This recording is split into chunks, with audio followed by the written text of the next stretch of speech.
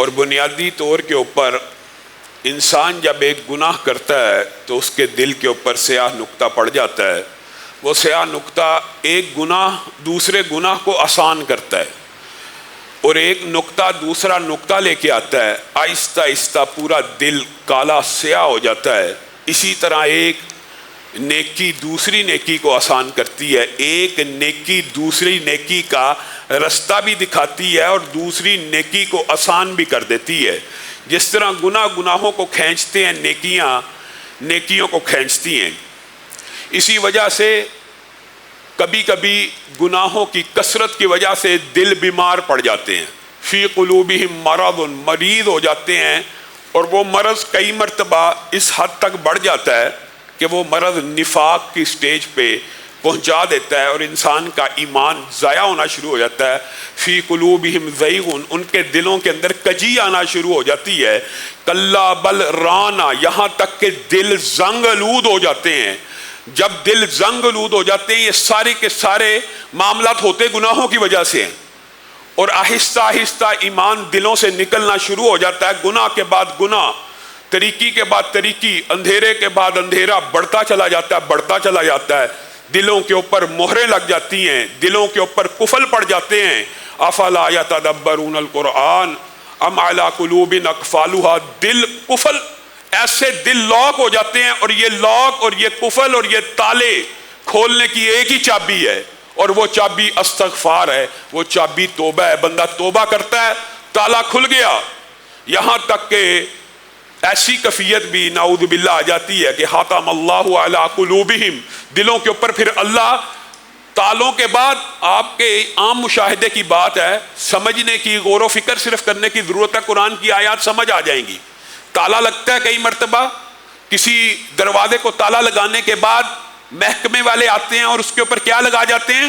Cell, مہر لگا دیتے ہیں کہ اب یہ کھلنے والا نہیں ہے. خاتم اللہ، اللہ بھی مہریں لگا دیتا ہے تالے لگانے کے بعد دلوں کے اوپر. اور وہ مہر بھی اگر کھلے گی، کس سے کھلے گی؟ توبہ اور استغفار سے.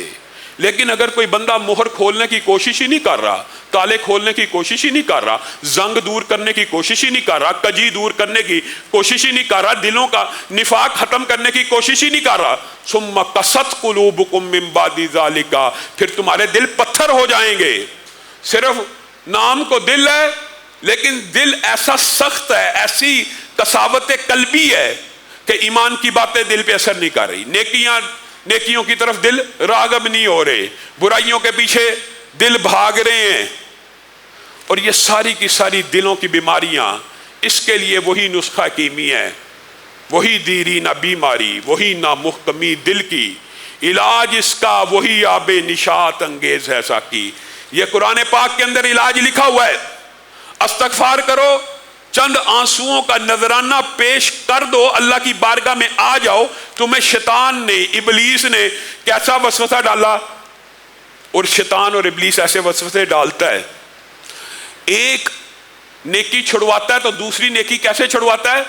اور یار یہ تو میں کرتا نہیں تو اس کا کیا فائدہ، وہ تو میں کرتا نہیں تو اس کا کیا فائدہ، وہ تو میں کرتا نہیں تو اس کا کیا فائدہ، داڑھی تو رکھی نہیں، نماز کا کیا فائدہ. یہ شیطان ابلیس کا بہت بڑا وسوسہ ہے جو آپ کو ڈالتا ہے. اور دوسرا وسوسہ یہ بھی ڈالتا ہے، اتنے گناہ کر لیے ہیں.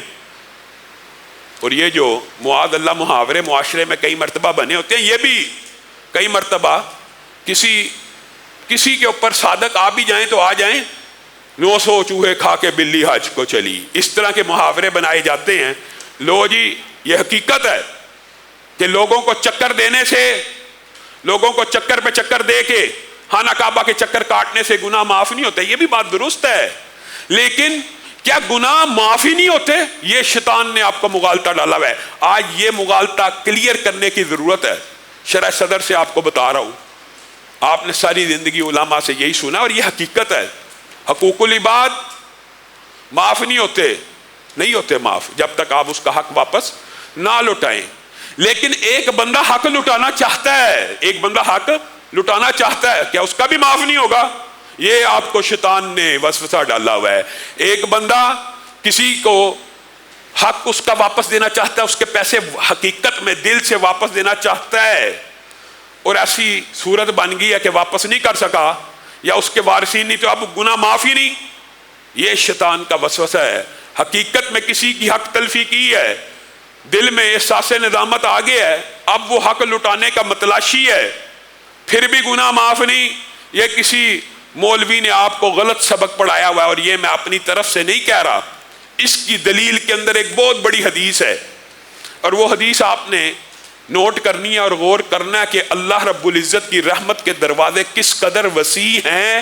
جس طرح حقوق اللہ بھی اللہ رب العزت معاف فرما دیتے ہیں, اسی طرح صدق نیت سے بندوں کا حق ادا کرنے کی نیت موجود ہو, کوشش ہو, صحیح ہو, تگو دو ہو, تو اللہ تعالیٰ وہ حقوق العباد بھی معاف فرما دیتے ہیں. یہاں تک کہ اس بندے کو اگر حق نہ بھی ملا ہو تو اللہ تعالیٰ کل قیامت کے دن اس بندے کو ایسے راضی کر دیں گے, اس بندے نے توبہ کر لی, اخلاص نیت سے کوشش کر لی, تگو دو کر لی, محنت کر لی, اب اس کے اوپر کوئی عذر باقی نہیں رہا. اللہ رب العزت ایسے حق کو ادا کرنے والے کے بارے میں کل قیامت کے دن کیا فرمائیں گے؟ اے میرے بندے, اس نے تیرا حق دینا ہے, جی ہاں میں اس سے ہاتھ لے کے چھوڑوں گا, میں اس کو نہیں معاف کروں گا. اس نے میرے فلاں وقت میں یہ گالی دی تھی, فلاں وقت میں اس نے میرا پیسہ لیا تھا, فلاں وقت میں اس نے میری غیبت کی تھی. اب میں یہ, اس وقت انسان ایک ایک نیکی کے پیچھے بھاگ رہا ہوگا, کوئی بیوقوفی کوئی بھی نہیں چھوڑے گا. ہم جیسے بھی وہاں پہ پہنچ جائیں گے, کہنے والے سننے والے جتنے بیٹھے, ہم میں سے بھی کوئی وہاں پہ کسی کا حق نہیں چھوڑے گا. لیکن اللہ رب العزت کہے گا وہ دیکھو, وہ تو بڑا اونچا مقام ہے, وہ تو بہت بڑی نعمت ہے, ہاں اس حق کو معاف کرنے کے بدلے میں تجھے وہ ملے گا, یا حق لے لے یا وہ لے لے. یہ اس بندے کے لیے ہے جو حق صدق دل سے دینا چاہتا ہے.